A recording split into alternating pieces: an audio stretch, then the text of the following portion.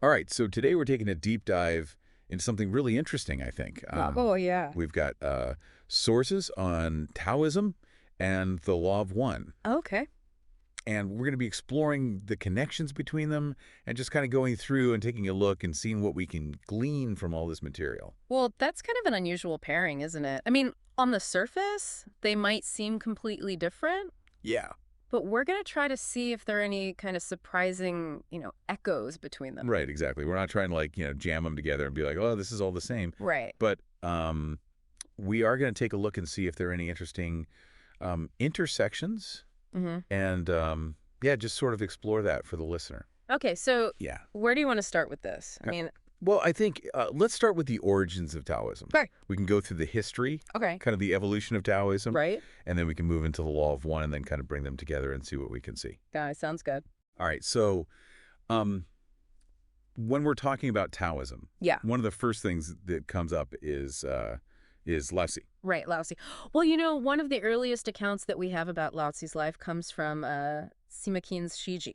Okay. And that was this, massive first comprehensive history of China going all the way back to the 2nd century BCE. Wow. And it tells us that, Laozi, whose personal name was said to be Li Er, held a position as an archivist in the Zhou court Okay. during the 6th century BCE. Now, the Zhou dynasty, just to give you a bit of background, was a very long and influential period in Chinese history. Right, and this is when the feudal system was in place, so Exactly. kind of a different way of looking at things. Yeah, it was a time of, great change and upheaval, but it also provided a framework for how things were run, at least initially. Right, and so according to that account, the Shiji, Yes. Lousi, saw that this court was declining, Mm. and so he decided to journey westward. And you can just imagine this, like this image of him traveling on an ox Yeah. with a young attendant and reaching the western border Wow. at Hango Pass. And this is where it gets really interesting. Yeah. At the pass, he's stopped by this border official, Yin Shi. Okay. And legend says that Yin Shi recognized something extraordinary in Laozi, almost, divine. Okay. And he implored Laozi to share his wisdom before leaving the country. Wow. And it's under these very specific circumstances that Laozi is said to have composed the Dao De Jing, Okay. the classic of the way and its virtue.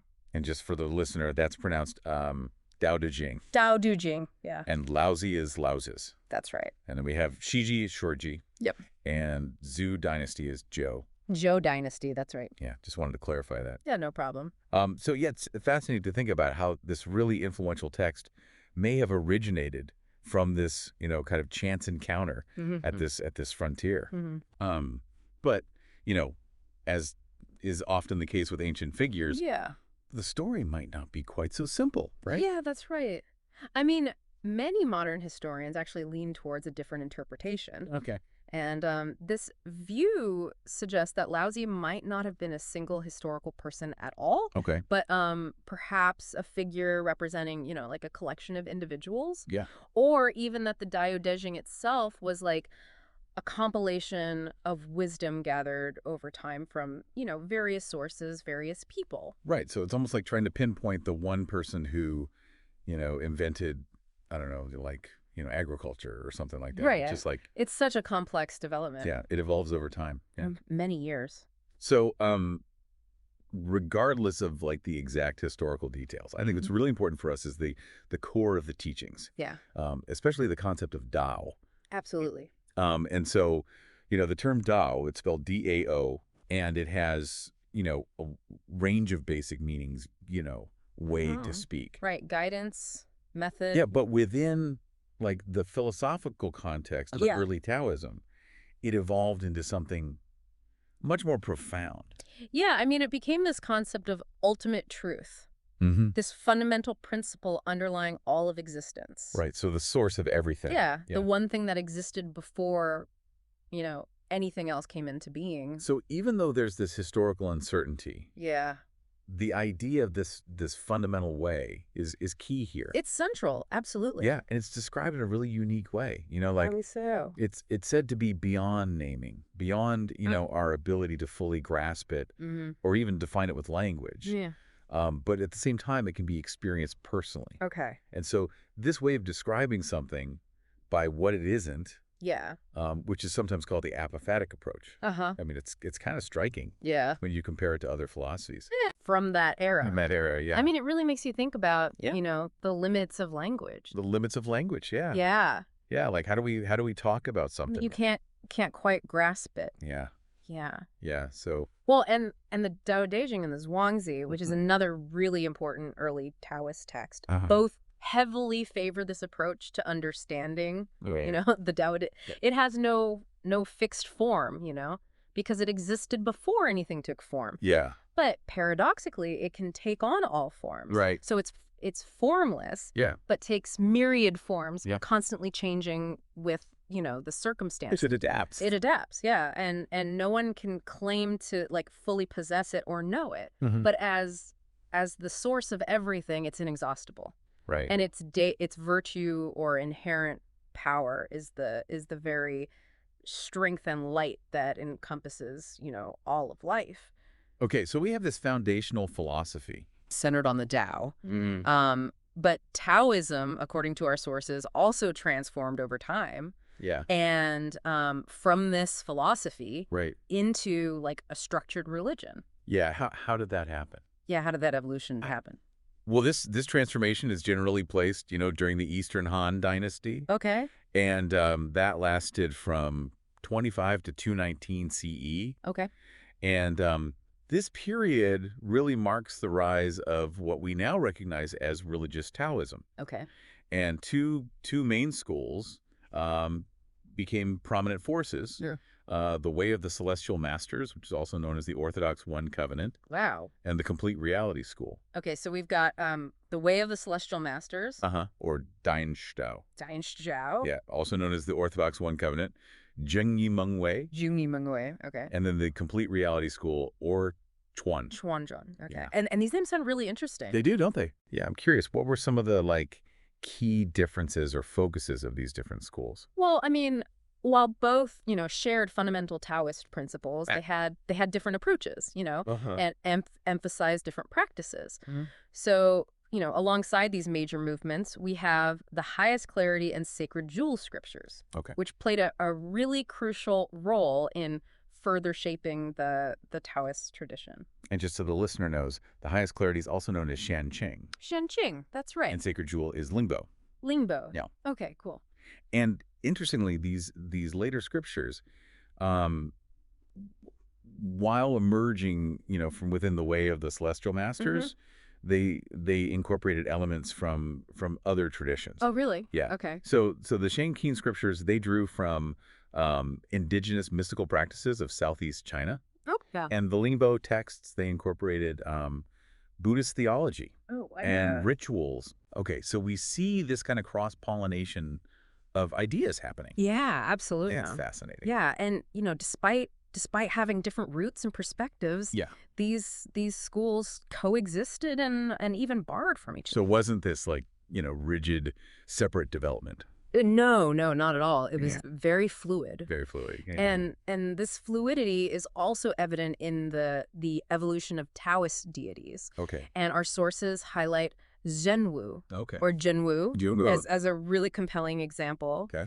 He underwent, you know, several transformations throughout Chinese history. And he started as Xuanwu, right? Yeah, Xuanwu, the dark warrior, a symbol of the north, often shown as a tortoise intertwined with a snake. Wow. Yeah, he was associated with, you know, healing and warding off evil. Okay. And during the Northern Song Dynasty, around the 10th and 11th centuries, he was transformed into a Taoist god known as the Perfected Warrior. By 1304, during the Yuan Dynasty, he was even granted the lofty title of emperor. Wow, so he kind of moved up in the world. He did, and it didn't end there. Okay. The Yongle emperor of the Ming Dynasty, in the 15th century, he was a devoted follower of Zhenwu and elevated him to the protector of the state and the imperial family. Wow. Special temples were built in his honor, And remarkably, he was even incorporated into the Buddhist pantheon. So we see this kind of blending happening. Yeah. Yeah. What's really insightful here is how, religious figures aren't static. Right. They adapt, They evolve. They're reinterpreted based on cultural and political needs. Yeah. And it just reflects the dynamic nature of belief itself. Right. It's like these deities aren't, fixed figures. Yeah. But rather they're, evolving concepts that mirror the shifts in society. That's a great way to put it. Yeah. So, moving on from, the philosophical origins and the rise of religious schools and deities, Taoism also developed like a really rich set of practices and concepts. It did. So what are some of the key aspects of that for the listener? Well, Taoist practice, it encompasses a wide array of activities. Okay. Meditation is central, but it manifests in many forms depending on the specific school. Okay. So the Shenking school, for instance, they utilize visualization to, try and achieve this mystical union with deities. Other forms include, insight meditation, which is similar to Buddhist Vipassana, quiet sitting, like Zen meditation, as practiced by the Complete Reality School, and various techniques for gathering and circulating internal energy akin to Kundalini yoga. So a lot of emphasis on inner work. Right. Personal transformation. Yeah. So really focusing inward on personal cultivation and change. Yep. Yeah. And our sources also mention the importance of cultivating the body, performing sacred ceremonies, and even engaging in like magical arts. Right. All part of Taoist practice. Wow. Okay, that's really interesting. Yeah, and when we look at Taoism and the arts, we see this philosophy, deeply intertwined. Our sources discuss, Chinese brush painting, and how it aims to capture, that life force or vital energy. And this is quite different from, European artistic realism, which typically focuses on, just external appearance. So more about the inner. Yeah, Chinese artists, they intently observe their subject in nature. They internalize its essence, and then they paint in a moment of spontaneous inspiration, seeking to express that inner spirit through their brushstrokes. It's like they're trying to, channel that vital energy onto the paper. That's a good way to put it, yeah. Yeah, and while our sources don't explicitly define yin and yang, right, they are mentioned in the context of, Taoism and the arts. Which suggests their fundamental importance. Absolutely. And that idea of, complementary opposites. Yes. The balance and interplay of forces, it's just so deeply woven into Chinese thought. It really is. Yeah. So, we also have this extensive pantheon of Taoist deities. We do. And they're organized in a hierarchical structure. Yes, with titles indicating their power and level of enlightenment. Wow. At the top, you have the Tansun, okay, the Celestial Lords, followed by Ti Emperor, Ho Empress, Wang, Shen, Immortal, and finally Shen, Spirit. Wow. And because of Taoism, absorbed so many folk beliefs and local cults, this pantheon also includes, nature, spirits, sages, folk heroes, deities from other religions, even founders of sects who achieved immortality. It's a really inclusive spiritual landscape. It is. It evolved over centuries. Wow, centuries, yeah. It's quite impressive.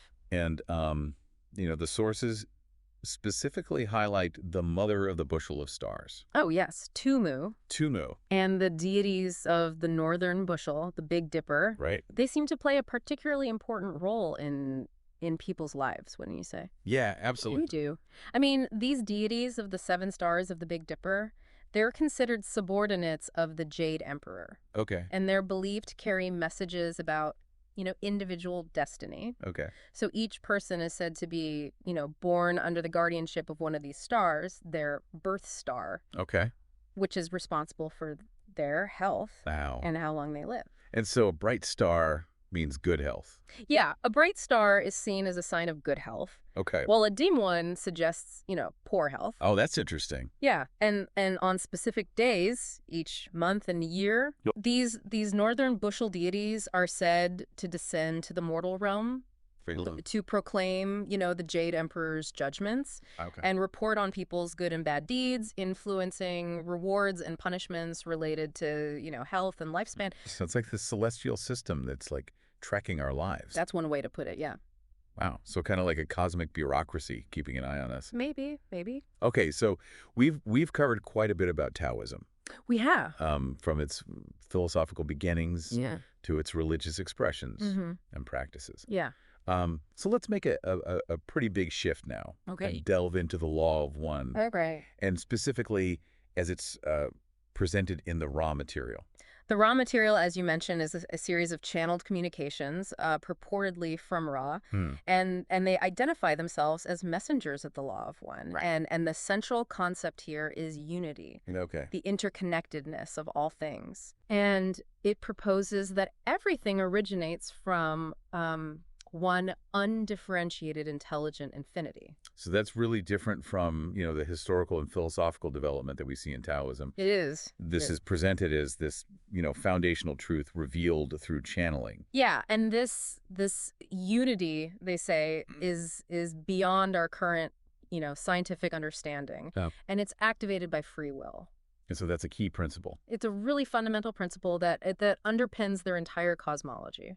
So for the listener, that idea of inherent oneness is key here. Inherent oneness, yeah. Yeah, okay. Yeah. And one of the concepts within the Law of One is this idea of a sublogos. Right. Can you help us understand that? Sure. Think of the one intelligent infinity as the creator. Okay. A logos or sublogos is like a focused expression of that creator. Okay. So our own sun is given as an example of a sublogos. Okay. And it has its own specific natural laws and ways of expressing energy, mathematically and otherwise. Okay. It differentiated, some experiential components within the broader patterns of intelligent energy that were set in motion by the logos that created our entire galaxy. So it's like a hierarchy. It's like a specific creative force within a larger creative framework. Yeah, moving from the infinite down to the galactic and then to the solar system. Exactly. Okay, all right.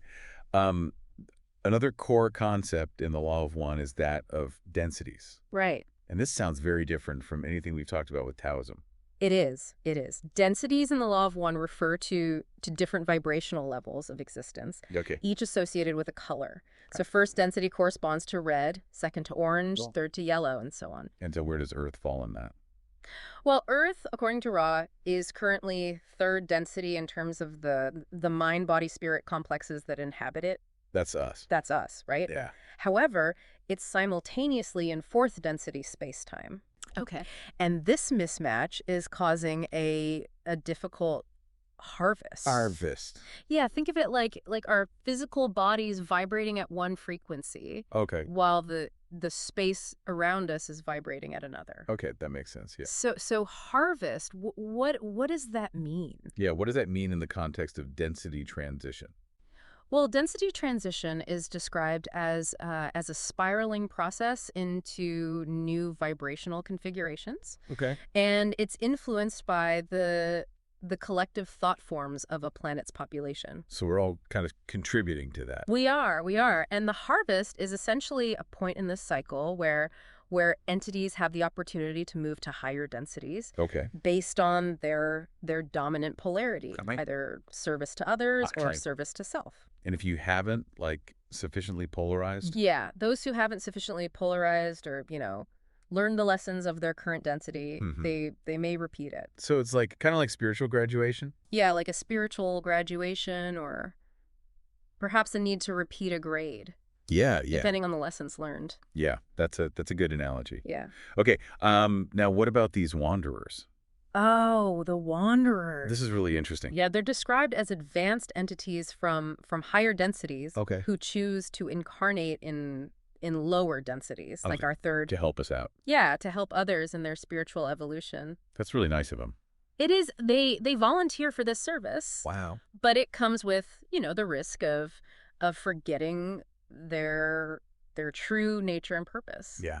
Sometimes even, becoming caught up in the illusions of the lower density. Yeah. And there are also mentions of negatively oriented wanderers who serve self by offering information that promotes negative polarization. Okay, so there's good wanderers and different motivations, I guess. Yeah, different motivations. So that's fascinating, this idea of these more evolved beings among us, trying to assist our growth. It is. And then there's this idea of a higher self, right? Right. So how does that fit into the law of one framework? Well, every third density entity, is said to have a higher self in the sixth density. Okay. And this higher self acts as a guide, offering assistance to the mind-body-spirit complex as needed. Okay. Interestingly, this higher self is described as a gift from the entity's own future selfness in the late sixth density. Okay. Just before it, merges with the